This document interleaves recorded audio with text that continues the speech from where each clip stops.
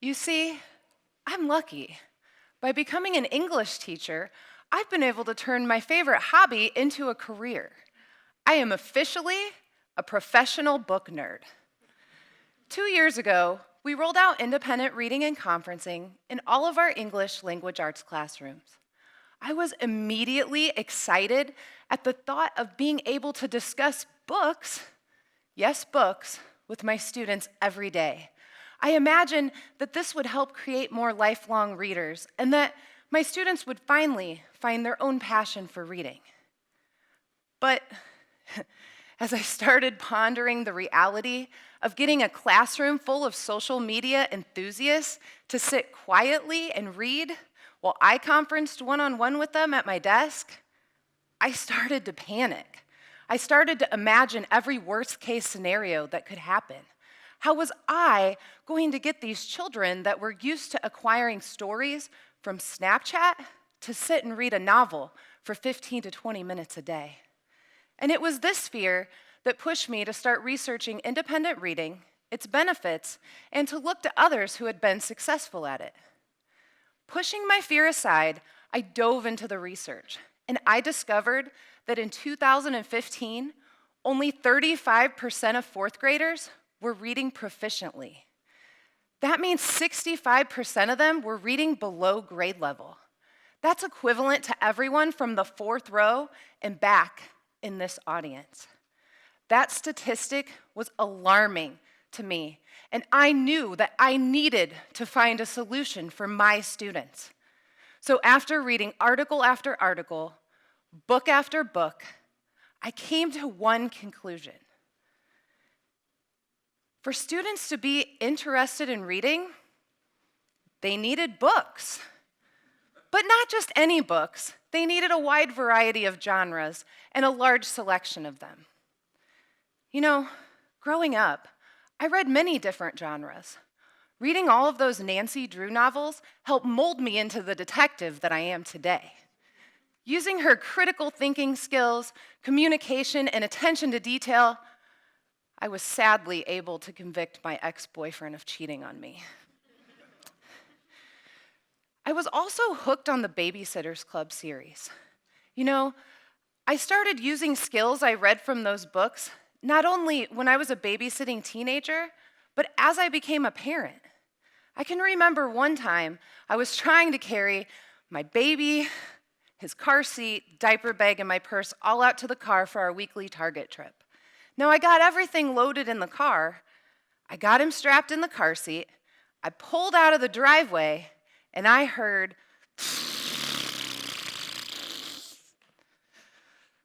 but thanks to the Babysitters Club, I handled that like a pro. The second conclusion I came to is that children don't know how to read books. They know how to read, just not books. They're proficient in reading tweets and Snapchat stories and Facebook statuses, but not books. In fact, did you know that the average 10th grader today has an attention span of 5 minutes? Children need to be taught how to read, and that starts with us adults. We need to model proper reading strategies to our children by reading aloud to them. We need to show our kids that reading is important and valuable to us. When I was a baby, my mother started reading to me. In fact, every night in my young childhood, she would pull me on her lap and we would read 1 or 2 books before I went to bed. Shel Silverstein's The Giving Tree and Where the Sidewalk Ends became 2 of our favorite stories. I learned empathy and real-life lessons from those novels. And I believe that I became the fluent reader that I am today solely because of my mother taking so much time to read aloud to me. And we've carried that relationship still today.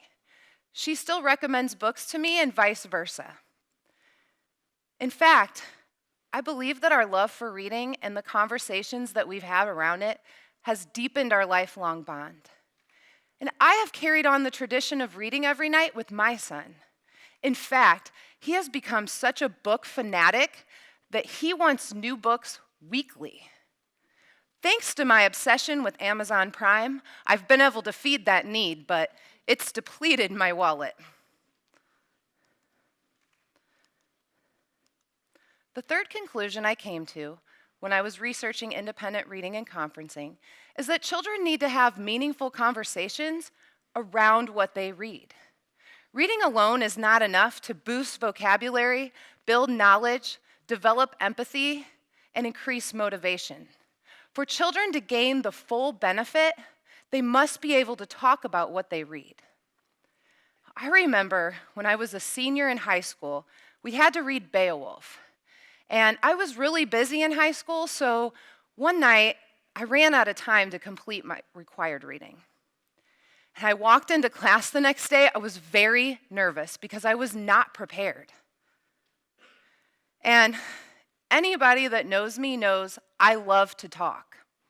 And nothing was different back then. In fact, the only time I ever got a detention was because my teacher said if you wanted to talk in class to raise your hand. So I did, but when he called on me, I spoke to my friend next to me.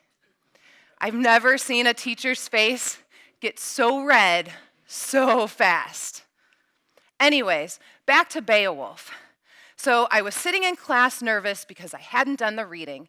And of course, since my teacher knew how much I loved to talk, she called on me to give the class a synopsis of the previous night's reading. I was panicking. However, thanks to my great vocabulary and wonderful skim reading skills, I was actually able to give that synopsis without anybody realizing that I didn't do the reading. It's so important to talk about books, but it's so easy once you fall in love with them. When I was in high school, reading saved my life. Now, I didn't come from a poverty-stricken background or anything like that, but I had the normal girl drama that most teenagers have. I was also really busy. I played 3 sports, I was a hockey cheerleader, and I worked part-time as a lifeguard. So I definitely needed an escape from the reality of my life at times. Books saved me.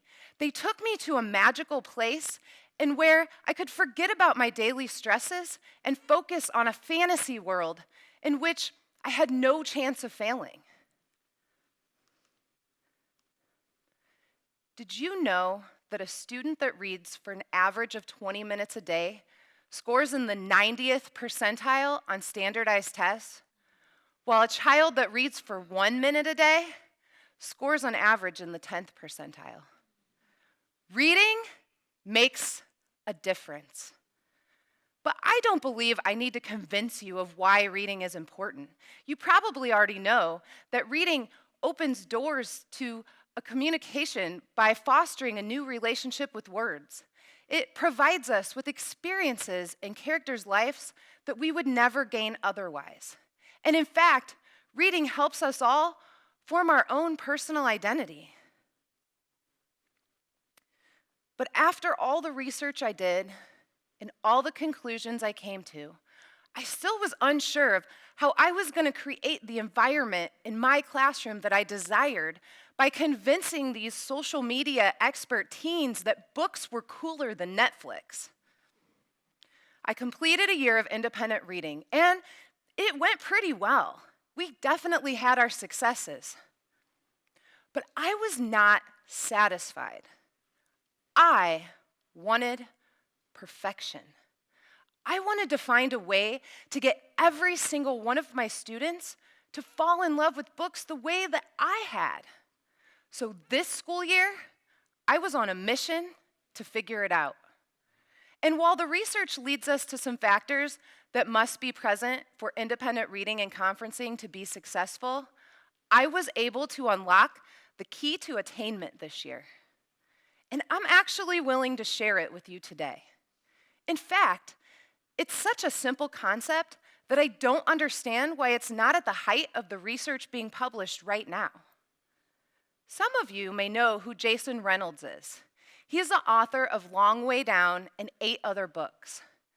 He never read a book until he was 17 years old. And on an interview on The Daily Show, he states that this was because he could never find a book that he could relate to. Being a young, hip African American teen, it wasn't cool to read books. And as I watched this interview, my mind started churning. If I could find books that every one of my students could relate to, would I finally have my dream of invoking a passion in every single student? The answer is yes. All it takes is spending time to find that one book that will spark a child's interest. Even if it takes hundreds of tries, all it takes is to find that one book that they can get lost in. Reading is like riding a bike.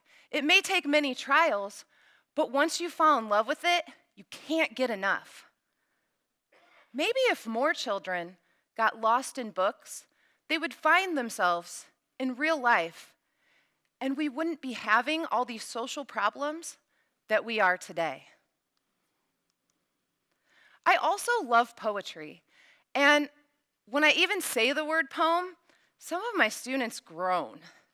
However, after teaching them that Alicia Keys is a prisoner of words and Tupac was a rose that grew from concrete, they start to realize that not all poetry was written by an old guy named Shakespeare.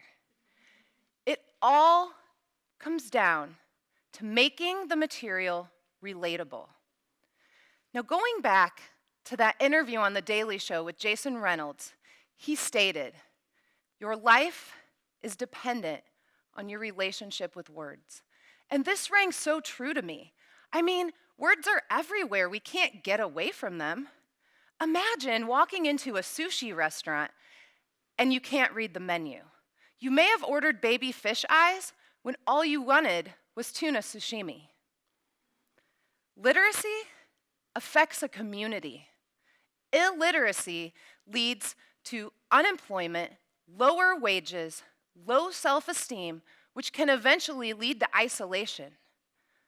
The more intelligent people we have in our community, the more businesses are started, which create jobs, culture, diversity, and it helps to connect people.